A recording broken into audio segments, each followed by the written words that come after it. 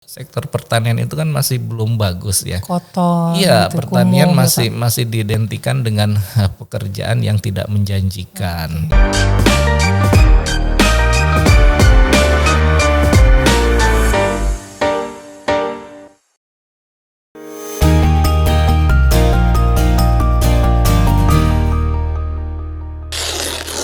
Assalamualaikum warahmatullahi wabarakatuh, Sobat Yes. Kita ketemu lagi di Bincang Podcast Yes. Kali ini saya sudah berada di Politeknik Pembangunan Pertanian Bogor. Nah, bersama dengan saya, Direktur Politeknik Pembangunan Pertanian Bogor, ada Pak Dr. Detya Tri Yunandar SPMSI.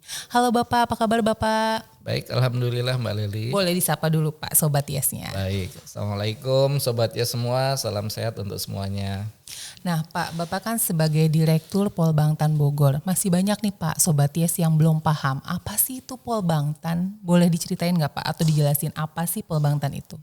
Baik, Polbangtan atau Politeknik Pembangunan Pertanian itu merupakan lembaga pendidikan tinggi vokasi di bidang pertanian yang berada di bawah naungan Kementerian Pertanian, khususnya yang dikelola oleh Badan Penyuluhan dan Pengembangan Sumber Daya Manusia Pertanian. Polbangtan ini seluruh Indonesia itu ada 6 Polbangtan dan ada 1 PEPI atau Politeknik Engineering Indonesia. Yang pertama ada di Medan, kemudian ada Polbangtan Bogor, kemudian Polbangtan Yogyakarta Magelang, Polbangtan Malang, Polbangtan Goa di Sulawesi Selatan, dan Polbangtan Manokwari di Papua Barat. Nah, Mbak Leli sekarang berada di Polbangtan Bogor. Yang katanya juga sebagai salah satu Polbangtan favorit di wilayah Jawa ya Pak. Amin, siap. Pak, berarti kan tadi Bapak cerita nih ini pendidikan vokasi. Betul. Berarti dari sini akan lahir generasi muda pertanian yang handal gitu ya Pak. Betul. Job seeker, job creator atau hanya job creator saja Pak? Baik, sebelumnya Mbak Leli, Polbangtan Bogor ini kami mengelola 2 jurusan. Jurusan pertanian dan jurusan peternakan. Kami memiliki 2 kampus. Kampus pertama di Cibalagung Kota Bogor, kampus kedua di Cinagara Kabupaten Bogor. Secara total luasan kami sekitar 60-an hektar ya. Nah, program studi yang kami selenggarakan itu ada 5, yaitu program studi dan penyuluhan pertanian berkelanjutan, kemudian program studi teknologi mekanisasi pertanian, program studi agribisnis hortikultura, kemudian program studi penyuluhan peternakan dan kesejahteraan hewan, dan terakhir program studi kesehatan hewan. Nah, seperti tadi sampaikan Mbak Leli, memang kami berfokus pada menghasilkan generasi-generasi muda sumber daya manusia pertanian yang sebenarnya tidak hanya sebagai job seeker, tetapi kami juga menghasilkan job creator. Jadi ada 2 output dari kampus Polbangtan Bogor itu, sebagai qualified job seeker dan juga qualified job creators. Singkatnya mungkin kalau job seeker kan akan bekerja ya Pak di perusahaan atau di organisasi apa gitu ya. Nah kalau job creator berarti dia akan menjadi wirausaha muda. Betul. Jadi job seekers itu lebih kami menghasilkan tenaga kerja yang handal, yang profesional, yang siap bekerja di sektor pertanian, baik itu di perusahaan, instansi pemerintah dan lembaga lainnya. Untuk job creators betul sekali, kami juga lulusan kami juga kami didik ya agar mereka juga memiliki jiwa dan kompetensi untuk berwirausaha di sektor pertanian, sehingga mereka mampu menciptakan lapangan pekerjaan, tidak hanya sebagai pencari pekerjaan. Pekerjaan. Pak Detya, kan Polbangtan Bogor berada di Jawa Barat. Betul. Nah, saya mau sedikit kaitkan dengan program YES. Baik. Salah satu provinsi penerima manfaat program YES itu Provinsi Jawa Barat. Dan saya dapat bocoran Polbangtan Bogor ini merupakan PPIU. Betul. Dari program YES untuk Jawa Barat. Pak, apa sih peran Polbangtan Bogor selaku PPIU? Pada program YES ini mendapat amanah untuk menjadi PPIU Jawa Barat. Nah, tentu sebagai PPIU kami memiliki tugas, memiliki peran untuk mengelola, mengordinasikan kegiatan-kegiatan atau proyek YES di wilayah kerja kami di Provinsi Jawa Barat. Nah, kami ini di Jawa Barat memiliki 4 DIT, yaitu Kabupaten Cianjur, Kabupaten Subang, Kabupaten Tasikmalaya, dan Kabupaten Sukabumi. Sebagai PPIU, ya kami berkoordinasi, kami berkolaborasi dengan teman-teman, dengan rekan-rekan di DIT, menyelenggarakan program-program YES, dan perlu diketahui bahwa di wilayah Jawa Barat ini sudah terdaftar 24.000 CPM. 24.000. Ya, 24.000 CPM YES penerima manfaat YES. Nah, di situ fokus kami, ya.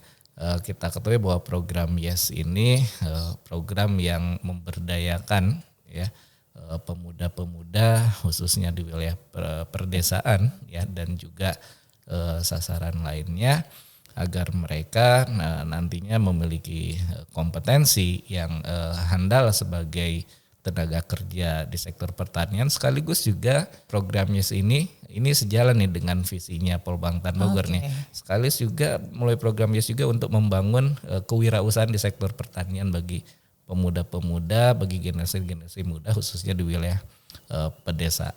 Seperti itu Mbak Leli. Saya dengarkan targetnya program YES ini sampai 2024 nanti 32.000 pemuda yang sudah handal di bidang pertanian. Dan sampai tahun 2021 Polbangtan Bogor atau Jawa Barat sudah support 20. Kami sudah memiliki 24.000 CPM. Okay. Ya, walaupun pada pelaksanaannya belum keseluruhannya tersentuh program YES, tetapi itu sudah menjadi fokus kami di tahun-tahun berikutnya sampai nanti terakhir 32.000. Pak, tadi kan Bapak cerita ya ada 4 kabupaten yang menjadi fokus dalam pelaksanaan program YES di Provinsi Jawa Barat. Betul. Boleh diceritain nggak sih Pak bagaimana sih pelaksanaan di 4 kabupaten itu? Tentunya 4 kabupaten punya karakteristik yang berbeda-beda ya Pak ya. Boleh sharing Pak ke kita. Terima kasih Mbak Leli. Sebelumnya kita sudah tahu nih ya, program YES ini merupakan program yang strategis. Kenapa? Karena program YES ini lebih bergerak di bagaimana membangun sumber daya manusia. Oke, fokusnya sama ya. Saya sumber daya manusia pertanian. Kita ada banyak program ya, banyak proyek fokusnya pada penyiapan penyediaan sarana prasarana seperti itu. Tapi ini kalau kami melihat ini program yang spesial karena fokusnya pada pengembangan SDM pertanian, dan SDM pertanian ini kan komponen utama nih dalam pembangunan pertanian. Nah, penggeraknya gitu ya Pak. Penggeraknya, betul. Nah, pelaksanaan program YES ini di 4 kabupaten secara umum dulu itu lebih terfokus tadi ya pada penguatan, pada peningkatan kapasitas sumber daya manusia di keempat kabupaten tersebut, khususnya pemuda-pemuda dan juga sasaran lainnya. Yang bentuk kegiatannya itu diantaranya pelatihan-pelatihan. Jadi pemuda ini dilatih. Ya betul, dikuatkan kapasitasnya melalui pelatihan-pelatihan. Selain itu juga ada penguatan modal usaha, ya.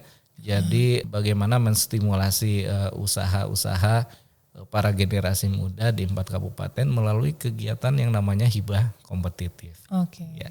Kemudian juga ada yang namanya magang bersertifikat. Kegiatan-kegiatan seperti itu yang semuanya terfokus pada penguatan SDM, ya, penguatan ekonomi penerima manfaat program YES yang dilaksanakan di 4 kabupaten. Tentu dalam implementasinya setiap kabupaten berbeda karena tadi ya kata Mbak Leli karakteristiknya berlainan, berbeda satu sama lain.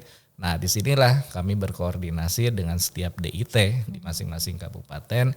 Kami berkolaborasi sehingga tentu kami menyesuaikan dengan kondisi spesifik di masing-masing daerah. Ya, diantaranya seperti misalkan minat pemudanya nanti di sektor pertaniannya di apa sih, di usaha apa, tentu setiap daerah akan berbeda. Nah, kami menyesuaikan di situ. Oh, jadi minat generasi mudanya juga beda-beda di setiap daerah ya Pak? Tentu. Ya, setiap daerah berbeda-beda. Karena kan disesuaikan dengan potensi daerah, ya, dengan minat dari masing-masing pemuda, pengalaman masing-masing pemuda itu akan mempengaruhi mereka semua. Pak, kan tadi Bapak cerita ya, pemuda-pemudi penerima manfaat YES ini diberikan pelatihan oleh program YES.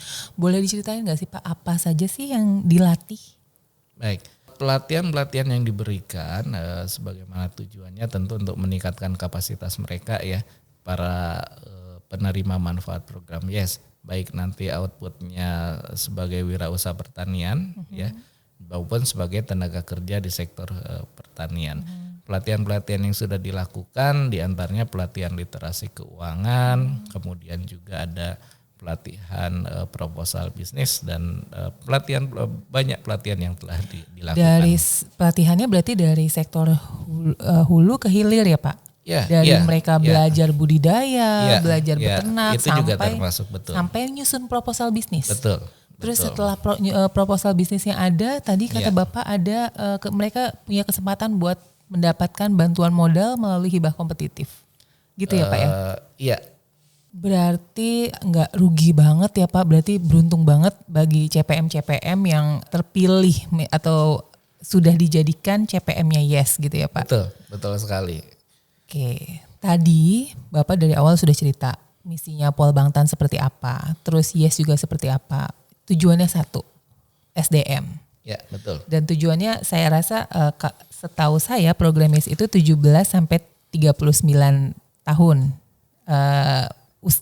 rentang usia yang bisa menjadi CPM YES. Betul. Dan saya rasa juga kalau di Polbangtan ya Pak, mahasiswanya juga pasti nggak jauh dari generasi milenial. Betul. Berarti kan Polbangtan dan YES ini punya tujuan regenerasi petani. Betul. Kenapa sih Pak Indonesia itu harus fokus ke regenerasi petani?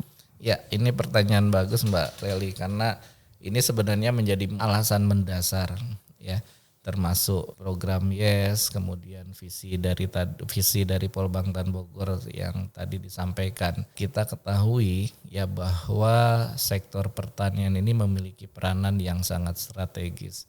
Peranan yang sangat penting bagi keberlanjutan, keberlangsungan kehidupan ya bangsa dan negara Indonesia dan secara umum juga kehidupan umat manusia.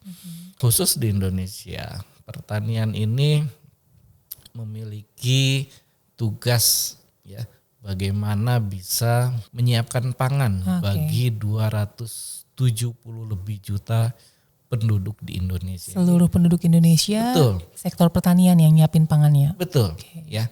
Dan itu mau tidak mau harus, dan setiap tahun itu terus bertambah. Nah, tapi di sisi lain ternyata kita menghadapi tantangan yang luar biasa. Apa itu?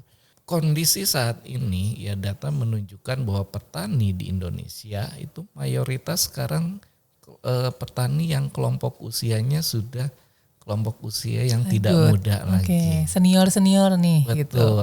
Dan ternyata ya banyak hasil kajian, hasil penelitian yang menunjukkan bahwa minat generasi muda untuk terjun di sektor pertanian itu sangat rendah. Banyak sekali pemuda-pemuda yang tidak mau untuk bekerja di sektor pertanian meskipun dia bersekolah di jurusan pertanian. Jadi ini tentu hal yang apabila kita tidak antisipasi ini bisa berbahaya, bisa mengganggu keberlanjutan sektor pertanian. Tadi kan sampaikan nih SDM ini penggerak pembangunan pertanian. Nah, kalau yang menggerakkannya nggak ada, ya petani sekarang usianya sudah lanjut mayoritas, tidak ada regenerasi karena pemuda rendah minatnya untuk di sektor pertanian. Tidak ada penerus, tidak ada yang menggerakkan sektor pertanian.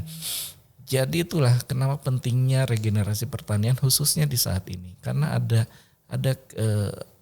hal yang belum ideal, yaitu bahwa di satu sisi kita butuh mendorong sektor pertanian, di sisi lain SDM-nya motornya justru berkurang.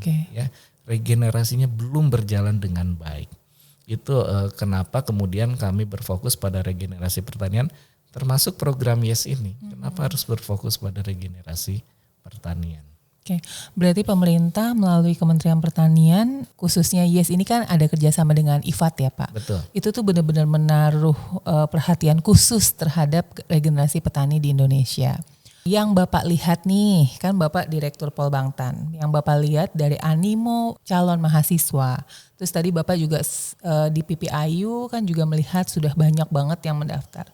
Menurut Bapak sebenarnya generasi muda saat ini mau nggak sih Pak jadi petani atau wirausaha muda pertanian? Baik, permasalahan yang tadi disampaikan bahwa minat pemuda untuk bergerak di sektor pertanian tentu ini sudah kami tangkap, sudah kita semua tangkap ya beberapa tahun ke belakang, sehingga Kementerian Pertanian juga dalam beberapa tahun ini sebenarnya sudah mulai fokus pada bagaimana agar regenerasi sumber daya manusia berjalan dengan baik.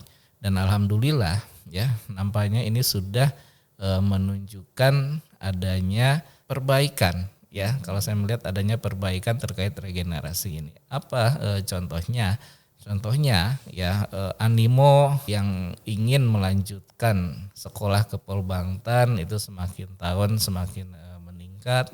Kemudian juga tadi CPMYes ya untuk Jawa Barat saja di tahun 2021 ini sudah 24.000. Artinya kan sebenarnya ada animo yang sudah mulai membaik, meningkat terhadap sektor pertanian. Nah, Mbak Lely, kenapa sih pemuda ini tidak mau bekerja di sektor pertanian? Karena memang selama ini ya ke belakang itu kan persepsi pemuda terhadap sektor pertanian itu kan masih belum bagus ya. Kotor. Iya, gitu, pertanian kumuh, masih diidentikan dengan pekerjaan yang tidak menjanjikan ya. Pekerjaan yang kuno lah. Pekerjaan buat orang-orang tua gitu ya, buat orang-orang di desa, sehingga banyak tidak dilirik ya, apalagi dari segi pendapatan dipandang tidak menguntungkan. Nah ini kan mulai Kementerian Pertanian, salah satunya juga mulai program YES, persepsi itu perlahan diubah ya, diberikan pemahaman yang sebenarnya ya kepada pemuda, kepada generasi muda bahwa sebenarnya pertanian itu menjanjikan. Pertanian itu tidak lagi konvensional, pertanian itu sudah menerapkan teknologi modern dan sekarang memang harus menerapkan teknologi modern untuk pertanian itu.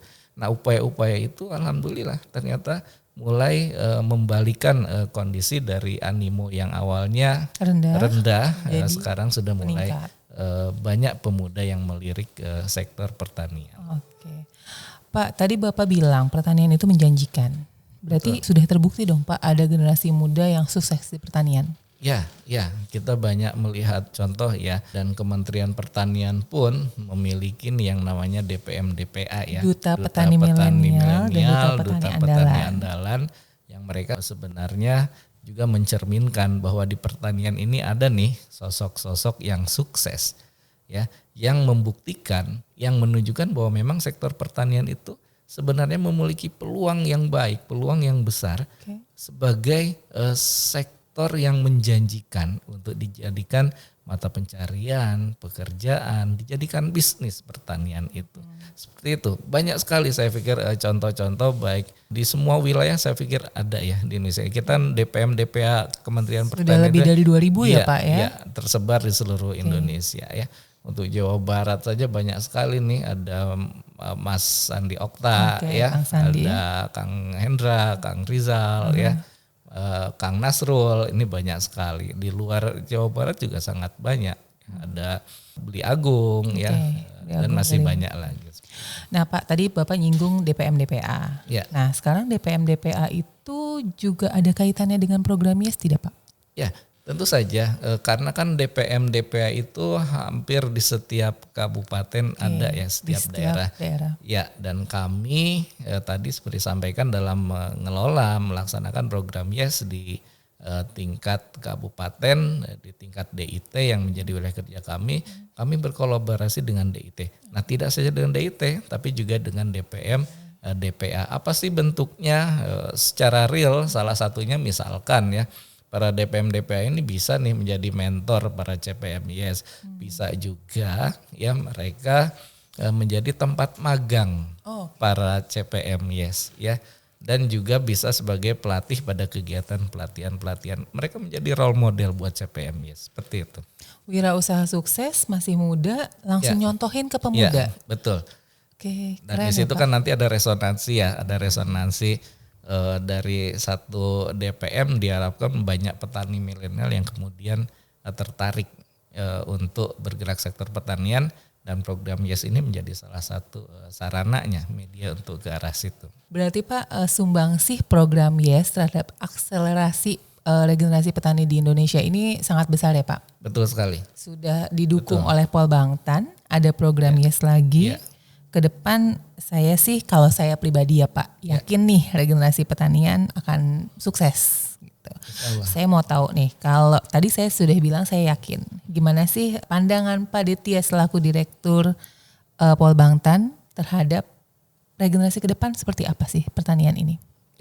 Ya, insya Allah dengan upaya-upaya yang kita laksanakan bersama ya, program YES dan program-program yang dilaksanakan Kementerian Pertanian juga oleh Polbangtan Bogor, tentu ini semua insya Allah didukung oleh semua pihak, oleh semua stakeholders terkait. Dan kalau kita semua kompak nih, insya Allah tujuan regenerasi, akselerasi regenerasi itu akan tercapai dan ke depan saya yakin regenerasi pertanian akan kembali berjalan dengan baik. Oke, ke depan yakin ya Pak, pertanian ini dikelola oleh generasi muda, terus tadi Bapak bilang pakai teknologi, berarti pertanian itu kotor, tidak sepenuhnya benar? Ya, ke depan pertanian akan semakin maju, semakin mandiri, semakin modern. Dan tentunya menghasilkan cuan pastinya Pak. Iya, dan menjadi bisnis yang menjanjikan dan saya yakin ke depan generasi-generasi muda lah yang akan mengisi, yang akan menggerakkan sektor pertanian. Kalau Pak Ditya aja sudah yakin, kita nggak mungkin dong ragu lagi ya Pak. Boleh nggak sih Pak closing, ajakan Bapak terhadap generasi pertanian? Baik, untuk para generasi pertanian terus semangat ya, harus yakin cari informasi-informasi pertanian. Saya yakin banyak sekali yang menunjukkan bahwa pertanian itu keren, pertanian itu maju, pertanian itu menjanjikan. Karena itu jangan ragu untuk terjun sektor pertanian, jangan ragu untuk menjadikan pertanian sebagai bisnis yang menjadikan kita semua sukses. Terima kasih.